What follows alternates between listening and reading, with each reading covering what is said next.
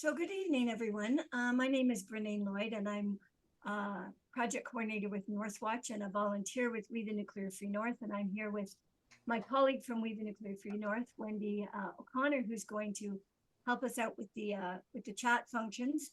And our speakers this evening, Mary Olson and Cynthia Folkers, who we're very, very fortunate to have with us this evening. This is the first in a series of 3 sessions. Everyone is welcome, but the conversation is really, our priority is to be in conversation with people in the local area and downstream from the nuclear waste management organization's proposed deep geological repository. I'm joining from the Robinson-Huron Treaty area in northeastern Ontario. This site that the Nuclear Waste Management Organization is considering, is investigating, is in northwestern Ontario. So I'm along the transportation route, but the site itself is in the heart of Treaty 3 territory, in the headwaters of the Wabagoon River and the Eagle Turtle River systems. It's about 20 kilometers upstream from Wabagoon Ojibwe Nation and 25 kilometers upstream from Denoric. So the waste is a problem. It's toxic, it's radioactive, it can harm humans and wildlife, and it will remain harmful for hundreds of thousands of years. The industry has created a large stockpile of these wastes, and they are studying 2 locations, one in the heart of Treaty 3 territory between Ignace and Dryden, and one in southwestern Ontario in Saugeen Ojibwe Nation territory, in the hamlet of Teeswater in the municipality of South Bruce. And they say they'll select one of these sites before the end of 2024. So what would the safe storage of nuclear waste look like? It's extremely radioactive, and it will remain radioactive for into perpetuity. So what is needed is safe storage, but what would that look like? The waste in waste containers would be stored in a system where they can be carefully monitored for failures and for radioactive releases. Failed containers can be repaired or replaced. The waste would be stored close to where it's created to avoid the risks of transportation and releases of radioactivity along the transportation route. Any repackaging or transferring of the waste from one container to another would happen before the waste is moved, particularly before it's moved from the reactor generating station. And the host community of any new waste facility can say no until the review of the final operating license has been completed. What's in the NWMO plan? Quite different. The monitoring of the containers, the direct monitoring of the containers, will end when the underground rooms are sealed. And when the containers fail, there'll be no warning or notice. Nothing will be done to repair or replace failed containers after they're buried. The radioactive releases will eventually make their way into the environment, contaminating lakes and rivers. The Revel site, the site they're investigating, is 1,700 kilometers from the nuclear reactor stations. So long distance transportation, radiation exposures en route, and accidents could result in much larger releases. The waste will be moved into the burial containers according to the Nuclear Waste Management Organization's plan at the Revel site in a technically challenging process that's expected to contaminate the site and workers and will generate new radioactive waste. In Sweden, the host community had a veto over the project until the final licensing stage. But under the NWMO's plan for Ignace and South Bruce, those municipalities have already agreed to support the project through all review stages, even after major project changes, and future councils cannot say no. So with that short introduction, I'm going to turn it over to our speakers. Our first speaker is Cindy, and Cindy is joining us from Beyond Nuclear, an NGO in the United States. And Cindy has considerable expertise in this area, and she advocates for fully protecting the health of females and early life stages in the face of uncertain health health outcomes, and she earned an MSc in environmental science from Johns Hopkins University. And with that, I'll turn it over to you, Cindy. Thank you, Renee. I'm going to share my screen now, hopefully. All right, can we see that? Yep, you're good. Thanks. Great. Okay. Well, hello, everyone. Good evening. I'm Cynthia Folkers with Beyond Nuclear. Thank you for asking me to speak this evening. This presentation is going to highlight radiation coming from nuclear energy and weapons technology, and in general, talk about what the studies say about cancer and non-cancer impacts of exposure, including reviewing some conclusions from a 2022 U.S. National Academy of Sciences report on the future of low-dose radiation research. A link to this report is at the end of this presentation.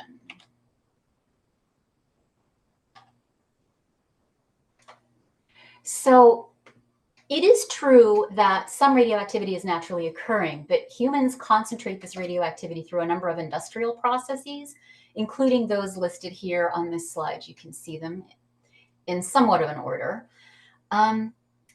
In order to produce nuclear weapons and electricity, though, we also generate new radioactive isotopes that have never really been seen before in nature. So all along this process chain, wastes are released, environments are contaminated, and people exposed. So for an accessible explanation of the uranium fuel chain, you can see Beyond Nuclear's handbook, which we've written, and it's pictured here. And again, that link is included at the end of this presentation as well. This is Harry Dalian. This is the first known victim of a nuclear weapons testing criticality catastrophe.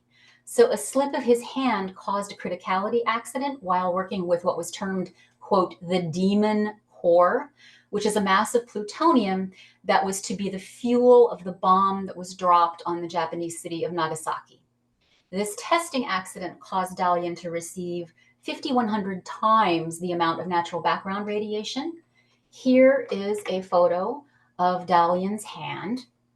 It took him almost a month to die, and he would not be the last victim of the demon core. Now, his radiation exposure was extremely high, and it came exclusively from outside of his body.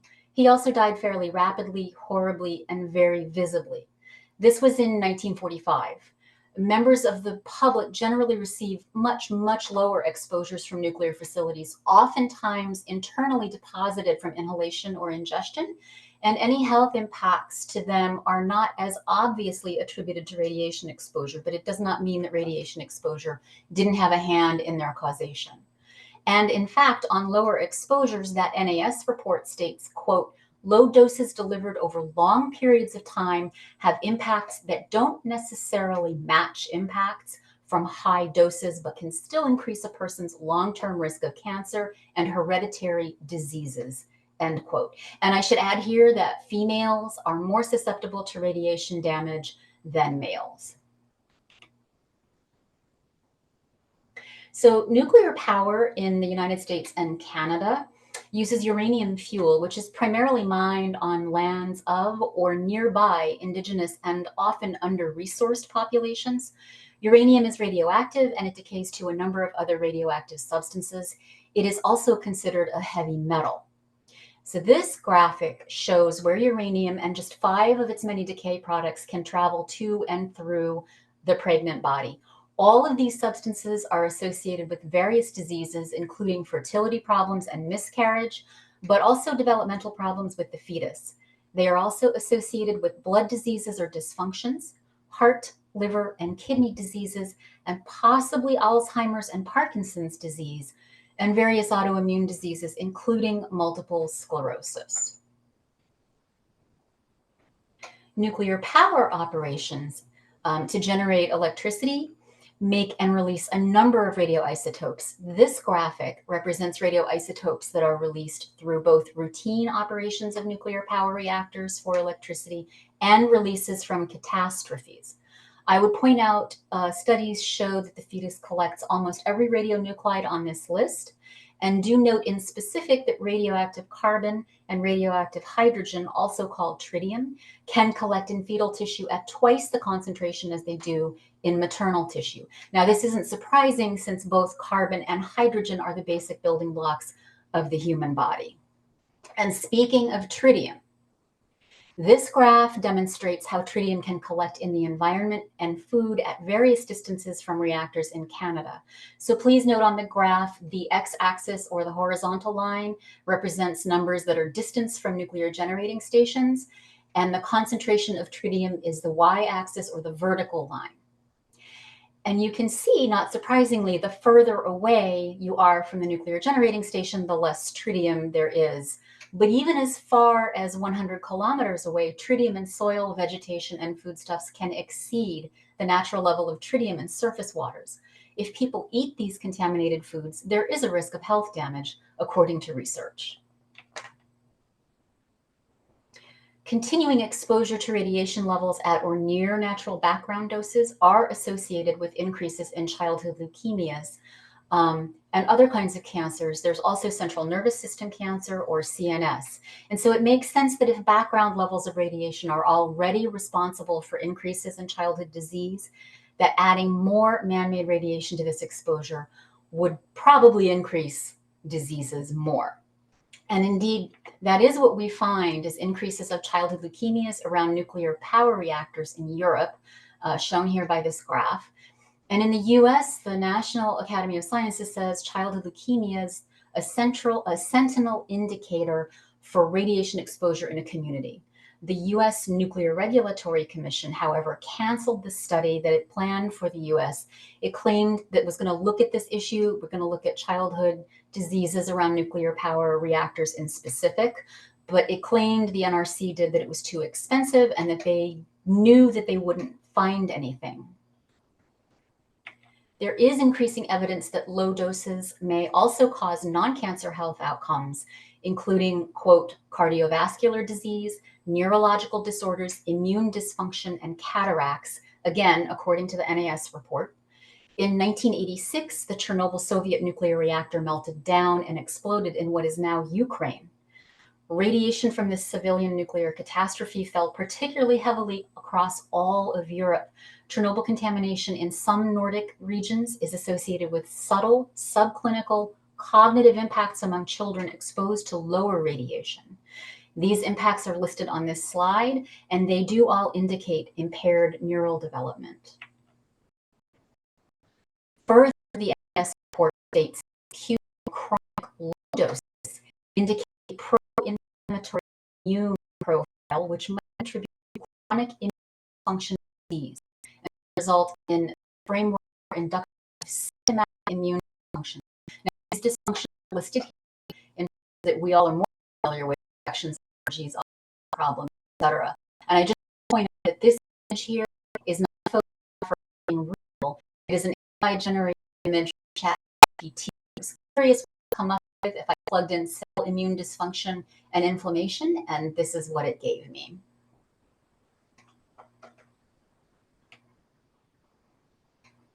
The 2022 NIRS report says atomic bomb survivor exposure to radiation was potentially associated with increased risk of major congenital malformations and perinatal death. Perinatal death being defined as fetal deaths, but also live births with only brief survival times, such as days or weeks. And researchers did find 590 excess perinatal deaths in the areas around Fukushima, Japan, between 2012 and 2019. This was following the Fukushima meltdown and explosion, which happened in March 2011. And since some of these increases are occurring well after the beginning of the nuclear catastrophe, they could point to ongoing radiation contamination as partly responsible. After living with Chernobyl contamination for decades, studies indicate radiation damage may be carried and compounded across generations. And a study in the Bryansk region of Russia associates birth defects with living in contaminated areas. Some of these birth defects are de novo, meaning that they're showing up in these communities for the first time. And further study projections indicate that certain birth defects will continue to increase in the next few years. The NAS report, for its part, states that heritable genetic effects are assumed to be associated with low-dose exposures, and studies like the Bryansk study, for instance, indicate that humans could indeed be suffering heritable impacts, although this impact is more difficult to tease out of the data than some of the other impacts we're talking about today. Research on birds demonstrates that initial radiation exposure damage from Chernobyl continued to impact their health through 11 generations. Rodent populations demonstrated an increase in radiosensitivity among descendants of exposed ancestors. These studies indicate that a dose of radiation to one generation should be included in examining risk to later offspring, given that this risk seems to carry across generations. This is the concept of a historic dose that they haven't really accounted for at all yet. So the health impacts, particularly in early life, that seem to be surfacing would actually not be a surprise to early radiation scientists. This is despite early warnings from various research about spreading chronic lower radiation doses across large swaths of populations. Weaponeers pushed aside these concerns from the early 1940s with the ramp up of the war effort. After World War II, the government and industry did not recalibrate sufficiently for an ever-growing nuclear industry and all of the people that it would expose to lower doses of radiation when it releases radioactivity to the environment. And if we're facing a growing radiosensitivity among human and animal populations, as some of these studies of chronic exposure indicate, then we need to redefine the up to now very narrow research path that we've been following and start to account for legacy and continuing exposures.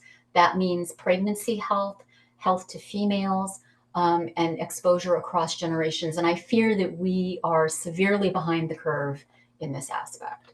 So these are the resources that I used to make this presentation tonight. Thank you so very much for listening. And when we're ready, we can take questions. Great. Thanks very much, Cindy. Maybe let's hold questions till the end after we've heard from Mary as well. And unless if somebody's got a pressing need for a question for clarification now, I don't see any in the Q&A. So I would suggest that we carry on and we hear from Mary, and then we'll have a Q&A over the entire presentations. So I'm very pleased. Thanks. That was so helpful, Cindy. And I'm now really pleased to introduce Mary Olson, who was raised and educated as an evolutionary biologist. She joined the staff of Nuclear Information and Resource Center in 1991, and more recently has moved from NIRS to found the Gender and Radiation Impact Project. So thanks so much for joining us, Mary, and I'll turn it over to you now. Thank you, Bernane. And I want to say thank you also for sharing principles of a more positive and reliable way to address nuclear waste. At the beginning of our evening, Bernane showed a slide giving principles for how to better do this process. And I agree with those principles. Tonight, I'm speaking to you from North Carolina, where I live, only about 10 miles away from a crystalline rock site. It has a funny name for crystalline rock. It's called Sandy Mush. It's not sandy and it's not mushy, but that's the local name, and everybody goes up there hunting, and they actually come by and thank me because I have helped to keep high-level nuclear waste out of that site. It was selected in the 1980s as a deep geologic repository for the United States. It began characterization, but then laws were passed to move the site selection to the west. And I'm not going to dwell on the west. I'm just going to say that I live near this site that's very similar to the one that we're talking about tonight in Canada. It's a similar rock, it's a similar formation, it's a similar thought process on the part of the people who think it might be a good idea for nuclear waste. But people in this area back in the 1980s rose up, and there was going to be a hearing for public comment. And so many people turned out that they were ringing several blocks in the city, small city of Asheville. And it turned out that it took 3 days to hear everybody who came out to say, no, this is not the place to put nuclear waste. And it's because the crystalline rock has water throughout it. It's not keeping the nuclear waste isolated, it's putting it right in to a whole system of water. And here in North Carolina, that system of water drains down to the coastal plain and then into the coastal areas, or it drains north and it goes into the Ohio and Mississippi rivers that we have. And I hear that this site in Canada is part of a river system. And one must absolutely understand that in the deep space of time, that crystalline rock will not isolate that waste. Those containers will fail eventually. And when they fail, this will be an opportunity for the radioactivity to easily move into the water system. And it is headwaters at your location as well as at my location. And that means that the water flows down and into basins that are below and really jeopardizes the whole area. I live near the Cherokee Nation, and I'm sure that back in the 1980s, they were part of the voices raised to say no. And we've had to say no 2 additional times because the US federal government has put this site on a list twice more. And we've had hundreds of letters and phone calls and people getting on buses to go to meetings. And we've managed so far to keep Sandy Mush pristine. So every once in a while, I'll be walking down the street and someone will pull their car over and say, Mary, thank you. Thank you for Sandy Mush, because I led the last 2 rounds of saying no. And it's possible. You can do it. It does not have to become a nuclear waste site. So I want to spend the rest of my time talking about the concepts that Cindy raised in terms of radiation and tying it to the actual operations of a facility if it were to happen in your community or nearby you. And so let me just step through a few pieces. This isn't going to cover everything, but for instance, the waste doesn't just magically get to the site, right? If this becomes a site, all the waste backlog of decades and decades of waste sitting at reactor sites will be put onto probably trucks. I don't think they're going to build new rail, but maybe partly rail and then go on a truck. We don't know. They haven't told us. But in any case, they'll arrive. Every single shipment will arrive at the DGR site. It's not like routes where you get maybe 10% of the shipments or 20%. No, every single shipment is going to arrive at the DGR and go through the local communities getting there. So in that process, there is radiation exposure in both routine operation. I'll explain that in a second. No problem. Everything's perfect. There's still radiation exposure. And in accident conditions. And accidents can be big or they can be little, but that's non-routine. So taking routine first. The container, whatever it is, we still don't know what that's going to look like, has a certain amount of shielding on it. But if they put enough shielding on to stop the radiation completely, it's too big and heavy to move. And so then they start having to have smaller containers, and that makes more shipments, and accidents are tied to shipment miles, so they don't want to do that. So that means that there's gamma rays and neutrons that come right through that perfect container that's not even busted or broken or anything wrong with it.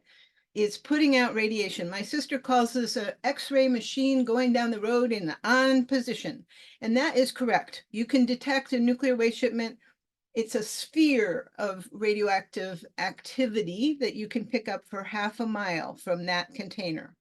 That's everybody within a half mile in every direction, including up and down, is being irradiated at some level. The people closest are getting chest x-rays per hour at, say, what is it? 1 meter, 2 meters? It's 2 meters. So it's 4 chest x-rays per hour at 2 meters. So let's say there's an accident that isn't a nuclear accident. It has nothing to do with this shipment. It's just an accident and everybody's tied up and the lanes are stopped. Then somebody sitting in the lane next to that container is going to be getting radiation at the level of an X-ray with no benefit, with no permission, with no disclosure. It's just going to happen. Now, here's the thing about the Canadian plan. Yeah, there's going to be a lot of shipments to start with because there's all the backlog of this waste. But the Canadian plan says that this site's going to be open for as long as there is nuclear waste being generated in Canada. That means this activity of sending these X-ray machines in the on position is going to continue until there isn't any more nuclear activities generating this waste in Canada. Now, I want to take one more moment on the routine, and then I want to talk briefly about the accident, because accidents do happen. And in the routine world, this type of external exposure to gamma rays is especially when females, especially young females, are more impacted. We know that, we can say it. We don't actually know whether it's more in this case, but we know we have solid data indicating that yes, there's a disproportionate impact to especially little girls, but females of all ages have more harm from this external exposure than do males of any age. So, you know, this is like something that they're probably not going to tell you at the meetings that you go to find out from the government. They probably are going to include that little point, but it's a big point because half of your population in Canada is female. So this is not a little trivial detail. This is a big deal. So now going to the what comes from this exposure, Cindy talked about it. There aren't special diseases. There isn't some exotic thing. It's usual things that you see all around you in your community now. It's cancer, it's heart disease, it's heart attack, it's stroke. But the radiation contributes to this and increases those events in your community, in your family. And it quite specifically complicates pregnancy. And I'm going to leave more on that to Cindy, but just to say there hasn't been a good study of infertility and radiation exposure, but I do believe that that is one of the biggest outcomes of this type of low level exposure is difficulty becoming or holding a pregnancy. So going to the accident conditions, what if there is an accident? Well, reactor fuel is the most concentrated, most highly radioactive form of waste on our planet that human beings have made. And it's like the demon core, quite frankly. It's not the same, but it's like it insofar as it's such high levels of radioactivity if it doesn't have a shield around it, that people can die from an exposure of just seconds and minutes. I have a colleague who says, if you have a fuel rod on the pavement and you ride at 60 miles an hour on a motorcycle, during the time it takes you to go by that fuel rod, you will have gotten a lethal exposure of radiation. So this is the bad stuff. You could call each and every container a demon core and it wouldn't be wrong. Now, those containers are robust. They're made to be strong. They're made to provide, you know, some level of shielding. They're made to be sealed. But if you have something like a bridge abutment falls on one or some other real crushing forces, if you do have rail transport, a rail accident can crush open a container. Okay, is it flammable? There's a lot of discussion about whether air can cause it to burn by itself. I'm not going to say I know the answer to that, but there's usually flammable material around. If it's a truck accident, you've got diesel fuel right there. And so if you have the particles of irradiated fuel going up into the smoke, it definitely can leave the site of the accident. And if somebody inhales those particles, it's not the chance you will get cancer, it's the chance you won't. Because this stuff is so concentrated that a highly radioactive particle of reactor fuel in the lung will generate that disease in, you know, a very high percentage of the case.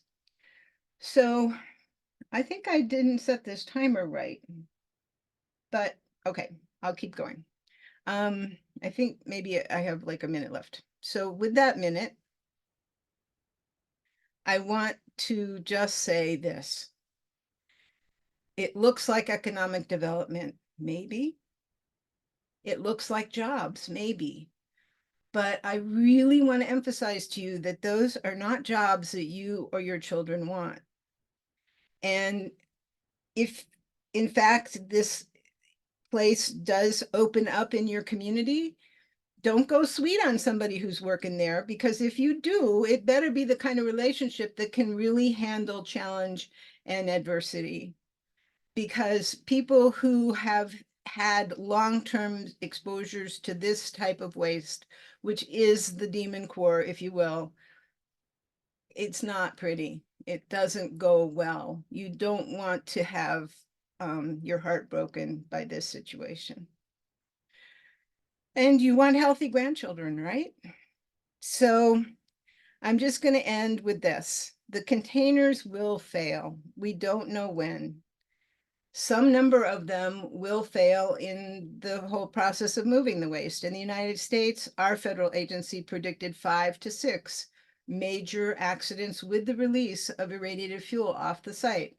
And they considered even the full contamination of a city like Indianapolis to be considered insignificant. Why? Because all those radiation exposures were being averaged across the entire US population because it is a federal program. And so you may have someone from your government stand up and say, yeah, there'll be some radiation exposures, but they're not significant. You need to ask them, are they averaging those exposures across your entire population? Because that's what they do here in the United States. And I can't imagine that those guys don't talk to each other. So the containers will fail. Will they fail on the road? Yes, some of them will fail on the road. Will they irradiate people even if they don't fail? Yes, they will irradiate. Every single shipment will irradiate people at a relatively low level, but ongoing, because every single shipment's coming to the DGR. Every single shipment is coming to the DGR. And we don't know yet what kind of waste handling might be at the site and what kind of exposures might be associated with them, but they will be a multiplier on the amount of time that something is in motion. It's sitting still now, and it's going to be irradiating the whole time. That half mile in every, sorry, I don't know kilometers, but half mile sphere is the kind of radiation. So when you have all those containers sitting there waiting to be put into the ground, they're going to be irradiating the entire time. And every time they're handled, they're going to be irradiating the people who are handling them. So, final statement again, I live near Sandy Mush. It is crystalline rock. It is full of water. There is no way that putting the waste into that water is a form of isolation. Thank you. Great. Thank you very much, Mary. That was really helpful.